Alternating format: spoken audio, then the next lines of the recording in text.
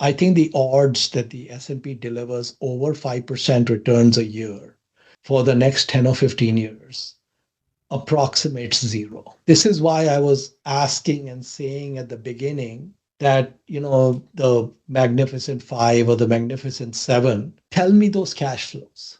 Just run an exercise on your own. Look at the value of the businesses. If NVIDIA is valued at 3 or 3.5 billion, trillion, sorry, not billion, trillion, the cash flows need to be in the range of 2 or 3 or 400 billion in a relatively short period, because as I go further out in the years, then I have to discount it.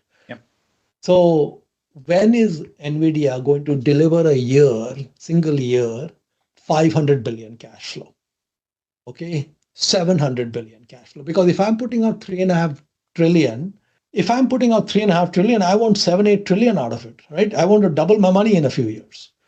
How am I going to get 7, 8 trillion? The only way I get 7, 8 trillion is somehow there's like that much in cash flows that comes in the next 15, 20 years, discounted back, which means the cash flows need to be like 15 trillion or something.